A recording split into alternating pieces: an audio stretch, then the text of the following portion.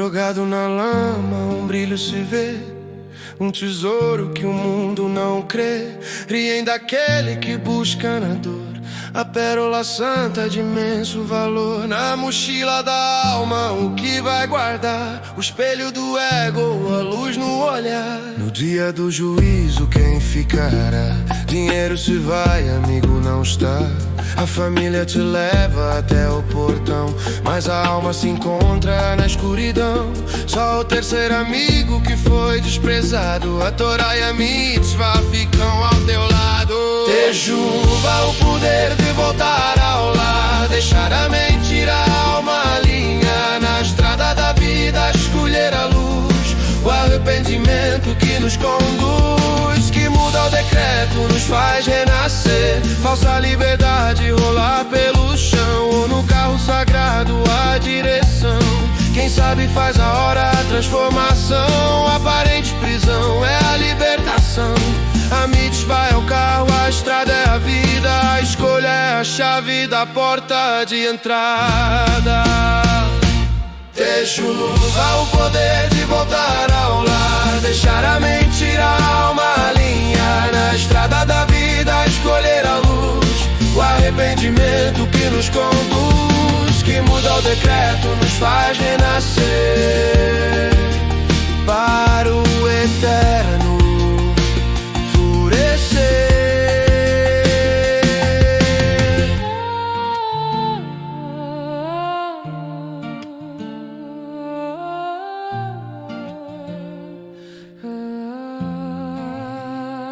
Jogado na lama, um brilho se vê, um tesouro que o mundo não crê. Riem daquele que busca na dor a pérola santa de imenso valor. Na mochila da alma, o que vai guardar? O espelho do ego, a luz no olhar. No dia do juízo, quem ficará? Dinheiro se vai, amigo não está. A família te leva até o portão, mas a alma se encontra na escuridão. Só o terceiro amigo que foi desprezado, a Torá e a mitzvah ficam ao teu lado. Tejuva, o poder de voltar ao lar, deixar a mentira, a alma alinhar na estrada da vida, escolher a luz, o arrependimento que nos conduz, que muda o decreto, nos faz renascer. Falsa liberdade rolar pelo chão, ou no carro sagrado a direção. Quem sabe faz a hora a transformação, aparente prisão é a libertação. A mitzvah é o carro, a estrada é a vida, a escolha é a chave da porta de entrada. Tejuva, o poder de voltar ao lar, deixar a mentira, a alma alinhar na estrada da vida, escolher a luz, o arrependimento que nos conduz, que muda o decreto, nos faz renascer para o eterno florescer.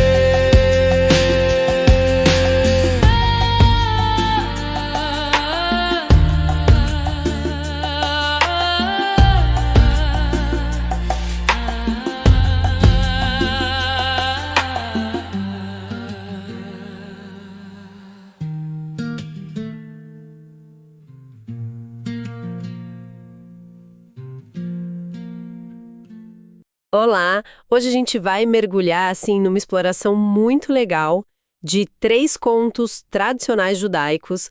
São histórias, sabe, cheias de simbolismo e que tem tudo a ver com o espírito de Yom Kippur, o Dia do Perdão. Elas falam sobre Teshuvah, que é essa ideia forte de arrependimento, de retorno. Falam também da sabedoria da Cabala e da nossa própria capacidade de melhorar, de crescer e até de influenciar nosso caminho. A nossa conversa vai partir de uns trechos de um material chamado 3 Contos, Teshuvah, Cabala e o Poder de Mudar o Destino. A ideia é a gente investigar junto, descobrir os significados mais profundos dessas histórias e como elas iluminam valores espirituais e as escolhas que a gente faz na vida. Ah, sim. É um tema muito, muito pertinente, ainda mais pensando em Yom Kippur. Para dar um contexto, a gente pode lembrar do livro de Yoná, Jonas, que se lê nesse período. Tem aquela passagem central sobre o arrependimento do pessoal de Nínive. É chave. O texto diz lá no capítulo 3 algo como: "E acreditaram os habitantes de Nínive na palavra do Eterno, e cada um retornara de seu mau caminho." Ah, sim, lembro dessa parte. E aí continua: "E viu o Eterno que fizeram, e eis que retornaram de seus maus caminhos. E o Eterno se arrependeu do mal que havia dito que lhe faria, e não o fez." O ponto fundamental aqui como a tradição interpreta, é que o que realmente importou para o Eterno foi a mudança interna, o fato de que eles retornaram de seus maus caminhos. Não tantos gestos externos, então. Exato. Muito mais do que o jejum ou vestir saco, sabe? A techuvá, esse retorno sincero, é vista como uma transformação profunda, que vem de dentro para fora. Essa ideia de transformação interna e de reconhecer o que realmente tem valor é um gancho perfeito para o nosso primeiro conto. Ele brinca justamente com essa questão de perspectiva, né? Do que é valioso. A história é sobre um aventureiro, um cara que decide sair pelo mundo e acaba chegando numa aldeia indígena bem isolada, lá no meio da floresta. E aí, observando os costumes, ele vê uma coisa muito curiosa. Uma senhora abrindo ostras. Sim, e tirando as pérolas de dentro. E jogando pela janela.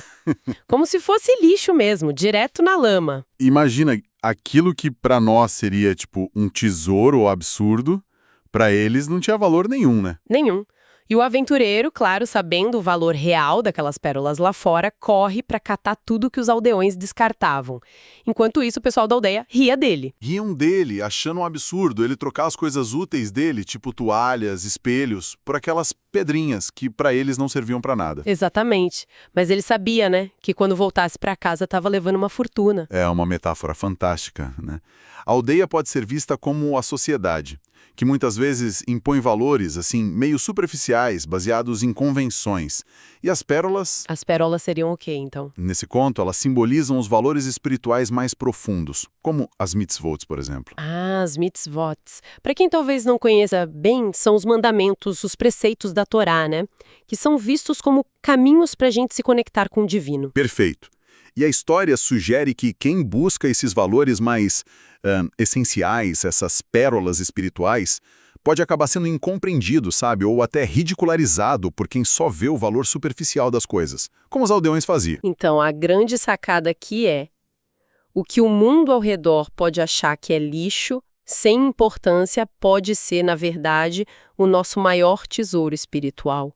O desafio é ter essa visão para reconhecer. E a coragem, né? Para juntar as pérolas, mesmo que riam da gente. Isso. Mesmo que achem estranho. Exatamente. E isso nos leva direto para a importância do estudo, de dedicar tempo à Torá. A fonte que a gente está usando até ressalta isso. Diz que é estudando que a gente aprende a discernir esses tesouros de verdade, a entender o valor das mitzvot. Para não se deixar levar pela opinião dos outros, né? Isso, para não se abalar com o riso ou desonra daqueles que as jogam na lama. É um convite para a gente desenvolver nossa própria perspectiva de valor, sabe? Faz muito sentido. E essa reflexão sobre valores, prioridades, continua forte no segundo conto. Esse usa uma parábola bem direta sobre o julgamento da alma. Imagina assim, alguém recebe uma intimação. Tem que comparecer na Suprema Corte por um crime grave. A pessoa entra em pânico, né, desesperada, com medo de ir sozinha, e vai pedir ajuda para os amigos. Primeiro, ela procura um melhor amigo, que na alegoria representa o quê? O dinheiro, os bens materiais. Tudo aquilo que a gente acumula, né? Que parece tão importante. Isso. Mas esse amigo responde: olha, sinto muito, tô ocupadíssimo agora. Boa sorte lá, viu? Bem frio, né? Já dá uma pista. Os bens materiais, por mais que a gente se dedique a eles, têm um limite na hora do aperto de verdade. Pois é. Aí, decepcionada, a pessoa vai atrás do segundo amigo. Esse simboliza a família, os amigos, os laços sociais. Esse até concorda em ir junto, mas tem um porém. Tem um porém. Ele avisa. Olha, eu te acompanho sim, mas só até a porta do tribunal. O texto fala até a entrada do juízo. Dali pra frente... A pessoa tá por conta própria. Exato. Significativo também, né? Os laços humanos são super importantes, claro, dão suporte, mas tem momentos, principalmente esses espiritualmente decisivos, que eles só podem ir até certo ponto.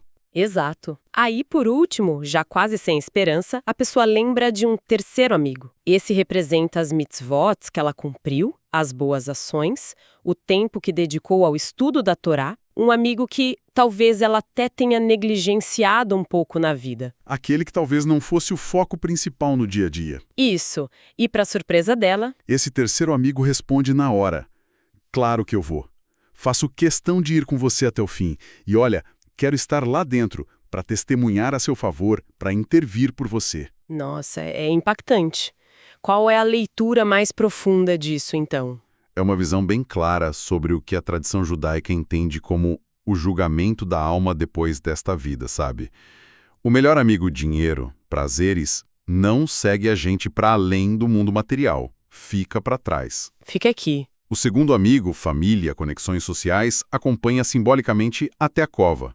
Ou seja, durante a vida terrena, no momento da partida, mas não entra no julgamento espiritual em si. A lição central, e talvez um pouco direta demais para alguns, é que só o terceiro amigo, as ações positivas, cumprir os mandamentos, o conhecimento espiritual que a gente adquiriu, é que realmente fica com a alma e pode defendê-la nesse momento crucial. São esses os méritos que contam, assim, na perspectiva da eternidade. Fica muito claro o contraste, né? Entre o que a gente geralmente prioriza no dia a dia e o que, nessa visão, tem um valor que dura. Leva a gente a pensar onde é que a gente está investindo o nosso tempo, nossa energia, o que a gente está cultivando como nosso terceiro amigo. Exatamente essa a reflexão. O terceiro conto também fala de escolhas, mas o foco muda um pouco para a ideia de liberdade versus estrutura, usando a metáfora de um automóvel. A história fala de uns camponeses contratados para levar mercadorias por uma estrada bem longa. Aí alguém oferece um carro para facilitar o trabalho. Mas a maioria recusa, prefere ir a pé. E o argumento deles é curioso, né? Dizem que a pé teriam mais liberdade. E isso, poderiam correr, pular, sei lá, até deitar no meio da estrada se quisessem. Uma liberdade meio caótica, né? Total. E eles ainda zombam do único que aceita o carro, chamam de lata sobre rodas, acham que ele está se limitando, que ficou louco. Só que, claro, durante a viagem, quem foi a pé passa o maior perrengue. Cansaço, sol, chuva, desconforto. Enquanto isso, o motorista vai tranquilo, né? Com conforto, eficiência, protegido dos elementos. Exato. Qual a interpretação aqui? É bem direta também. A estrada é a vida, o mundo. E o automóvel, ele simboliza as mitzvot, a estrutura que a Torá oferece. A ideia é que, assim como o carro é um meio eficiente para a viagem física, as mitzvot oferecem um caminho estruturado, otimizado para a nossa jornada espiritual. Mas essa ideia de regras, de estrutura, não pode soar limitadora para muita gente hoje? Tem muita essa conversa de cada um ter sua verdade, de seguir um caminho espiritual mais livre, sem amarras. É exatamente essa tensão que a história aborda. Essa liberdade de sair correndo, pulando, rolando pela estrada da vida, sem uma direção clara, sem um método, pode ser uma ilusão, sabe? Uma falsa liberdade. Isso. A fonte sugere que essa recusa da estrutura oferecida pelas mitzvot, em nome dessa falsa liberdade, pode acabar impedindo o crescimento espiritual de verdade e a capacidade de aproveitar a viagem da vida de forma mais plena, mais significativa. Nessa visão, seguir as mitzvot não é se limitar, é escolher o veículo mais adequado, mais eficiente para chegar aonde a gente quer espiritualmente. Entendi. Não é uma prisão, mas um meio de transporte otimizado para a jornada espiritual. Faz sentido visto assim. Exatamente. E se a gente olha para os 3 contos juntos, dá para ver uma progressão, né? Uma evolução na consciência espiritual. O conto da pérola seria tipo o despertar. Perceber os valores reais além das aparências. Isso. Aí veio dos 3 amigos, reconhecer o que é passageiro, bens, prazeres, e o que é eterno, ações espirituais, estudo. É entender o que realmente acompanha a gente. E o terceiro conto, do automóvel? Seria harmonizar as ações com essa nova consciência. é adotar as mitzvot como veículo para viver de forma construtiva, seguindo um caminho de aprimoramento real. Essa progressão faz muito sentido mesmo. E a fonte que a gente está usando até menciona que a Torá seria como as instruções do fabricante da vida, sabe? Que recebemos lá no Monte Sinai. E tem também uma ideia da Kabbalah. O que exatamente é a Kabbalah, para quem talvez não conheça? Bom, a Kabbalah é a tradição mística judaica. Ela busca entender os aspectos mais profundos da realidade, da criação, do divino. É uma camada, digamos, mais esotérica do pensamento judaico. Entendi. E essa fonte cabalística diz algo específico sobre as mitzvot e a alma, né? Diz sim, uma ideia fascinante. Ela fala que cada mitzvah que a gente cumpre é como se alimentasse ou construísse um dos 613 componentes espirituais que formam nossa alma. Componentes espirituais. Não são órgãos físicos, claro. São como partes essenciais do nosso ser espiritual que vão sendo aperfeiçoadas pelas nossas ações. E isso nos prepara para uma existência mais elevada, o que chamam de mundo vindouro. Que imagem poderosa! É como se a gente estivesse ativamente construindo nossa própria estrutura espiritual, tijolo por tijolo, com cada ação. E voltando para a techuvá, para o arrependimento, como é que ele funciona na prática para ser realmente efetivo, para valer mesmo? A fonte detalha 4 passos essenciais para uma techuvá completa. Aquela capaz de fato, apagar a transgressão, sabe? De reescrever aquela parte da nossa história espiritual. Quais são esses passos? Primeiro, cessar a transgressão. Parar na hora com a ação errada. E também com o pensamento que leva a ela. Segundo, decidir não repetir. Tomar uma resolução firme interna mesmo, de não voltar a cometer aquele erro. Ok, parar e decidir não fazer mais. Terceiro, arrepender-se do passado. Sentir sinceramente o peso do erro, um remorso genuíno pelo que foi feito. E quarto, verbalizar a confissão. Expressar esse arrependimento, confessar o erro tradicionalmente diante do divino, né? Entendi. Cobre tudo, né? A ação, a mente, o coração e a fala. Isso nos leva a outro ponto incrível que a fonte menciona. Essa ideia de que a gente pode mudar nosso destino. Falamos muito de Mazal. O que significa isso exatamente? Mazal é uma palavra que muitas vezes a gente traduz como sorte ou destino. E na antiguidade, sim, era muito ligado à influência dos astros, a um caminho meio pré-determinado.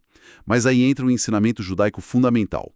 Ein Mazal Legalit Israel. O que isso quer dizer? Que não existe destino para o povo judeu? Não, exatamente para o povo como grupo étnico, mas para Israel no sentido da alma que se conecta com o divino, sabe? A ideia é que essa conexão espiritual transcende o determinismo astrológico ou um destino fixo.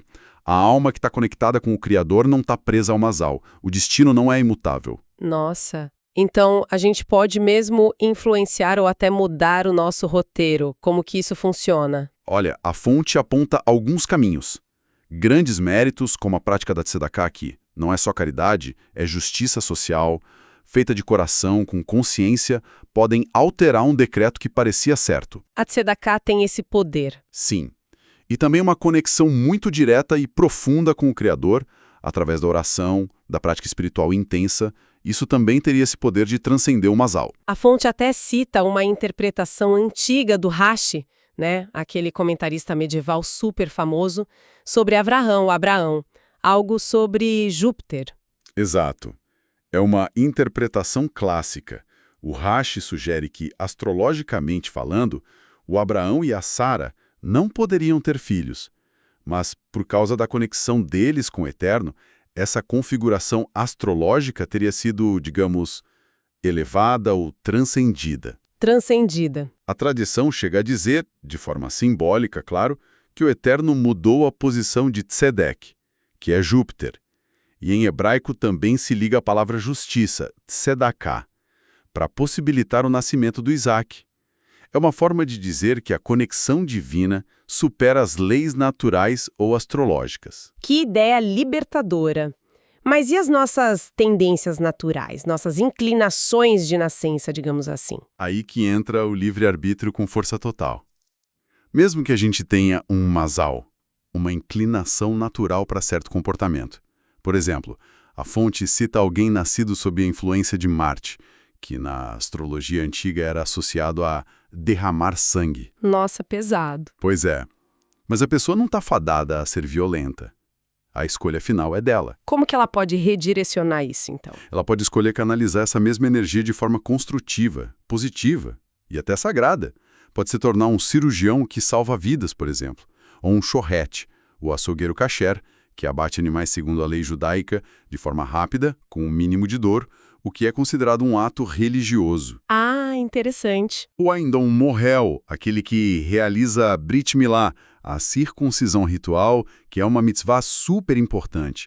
A energia base e essa influência de Marte pode ser a mesma, entende? Mas a escolha consciente direciona o uso dela para o bem. A decisão está nas nossas mãos. Uau! Essa perspectiva sobre o Masal e o livre-arbítrio realmente muda tudo. Para a gente ir fechando essa nossa exploração de hoje, eu lembrei do comecinho do Salmo 1. Feliz o homem que seu prazer está na Torá de Hashem, e na sua Torá ele medita de dia e de noite. E a imagem que o salmista usa é linda, né? Diz que essa pessoa é como uma árvore plantada junto às águas, que sempre dá fruto, que as folhas não murcham e tudo que ela faz prospera. Uma imagem de vitalidade que vem dessa conexão profunda. É uma imagem perfeita para fechar, sem dúvida. E talvez fique um pensamento para a gente levar, inspirado em tudo isso que a gente conversou, se a gente parte da ideia de que realmente tem a capacidade de influenciar ou até de remodelar o nosso destino percebido, e que isso acontece através de escolhas espirituais conscientes, como a tshuva sincera, como cumprir as mitzvot com intenção, praticar tzedakah, como que essa consciência pode transformar as nossas prioridades, as nossas decisões no dia a dia. Como que a gente pode pegar o poder transformador de um período como Yom Kippur e estender ele para a vida inteira, fazendo escolhas que realmente refletam nossos valores mais profundos e nosso potencial incrível de crescer e mudar. Fica aí para a gente pensar, né?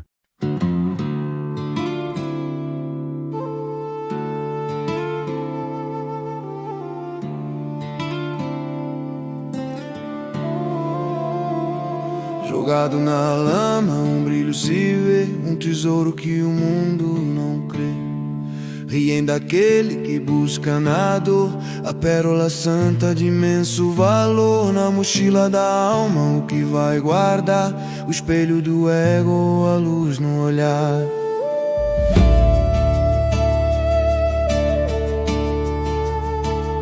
No dia do juízo quem ficará? Dinheiro se vai, amigo não está. A família te leva até o portão, mas a alma se encontra na escuridão. Só o terceiro amigo que foi desprezado, a Torá e a mitzvah ficam ao teu lado. Dê chuva, poder de voltar ao lar, deixar a mentira, a alma alinhar. Na estrada da vida escolher a luz, o arrependimento que nos conduz, que muda o decreto, nos faz renascer. Falsa liberdade, rolar pelo chão ou no carro sagrado a direção. Quem sabe faz a hora, a transformação. A aparente prisão é a libertação. A mitzvah é o carro, a estrada é a vida. A escolha é a chave da porta de entrada. Ter chuva, poder de voltar ao lar, deixar a mentira, a alma alinhar. Na estrada da vida escolher a luz, o arrependimento que nos conduz, que muda o decreto, nos faz renascer para o eterno florescer.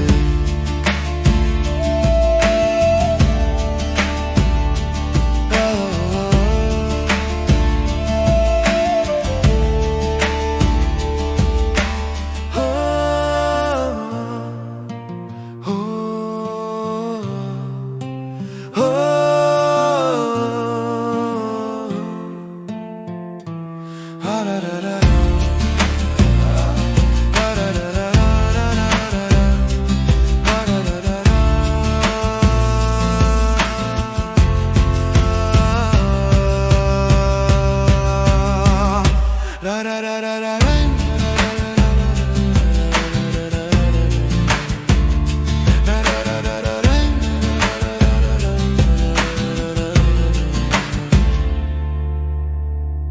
Jogado na lama, um brilho se vê, um tesouro que o mundo não crê. Riem daquele que busca na dor a pérola santa de imenso valor. Na mochila da alma o que vai guardar, o espelho do ego, a luz no olhar.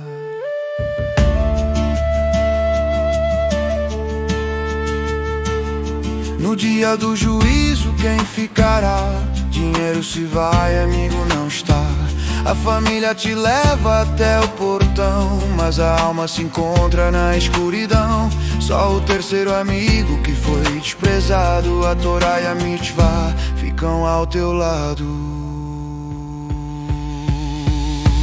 Tejuva, o poder de voltar ao lar, deixar a mentira e a alma alinhar. Na estrada da vida escolher a luz, o arrependimento que nos conduz, que muda o decreto, nos faz renascer.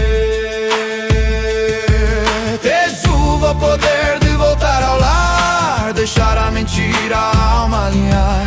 Na estrada da vida escolher a luz, o arrependimento que nos conduz, que muda o decreto, nos faz renascer.